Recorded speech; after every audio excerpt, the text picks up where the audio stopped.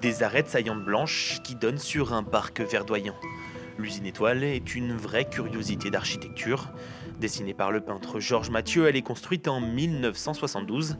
D'abord une usine de transformateurs électriques, elle est rachetée en 1982 par Jean-Michel Poupeau, un industriel fontenaisien passionné par le lieu.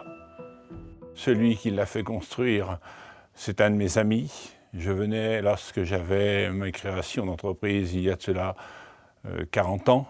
Il m'a amené voir cette usine. Je n'avais jamais pensé qu'un jour j'en serais propriétaire, et le gérant surtout.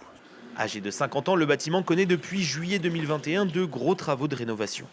Son propriétaire veut en faire un lieu culturel, un espace de coworking, mais surtout un centre de compétences avec des doctorants mis à disposition des entreprises dans des secteurs d'avenir comme l'intelligence artificielle, l'hydrogène ou la gestion de l'eau.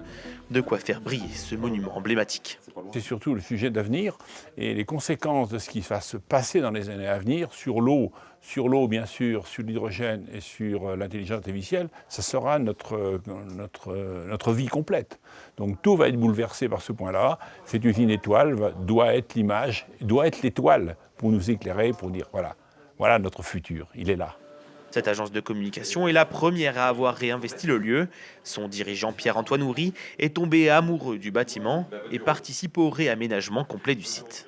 Et il y a une singularité extraordinaire sur le bâtiment, c'est ces pointes qui partent un peu de partout, ce parc inattendu en pleine zone industrielle.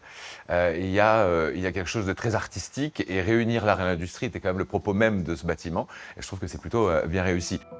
En partie réhabilitée d'ici quelques mois, l'œuvre de Georges Mathieu entend, avec ses nouveaux projets de recherche et de spectacle, continuer à se démarquer et à faire rêver le public.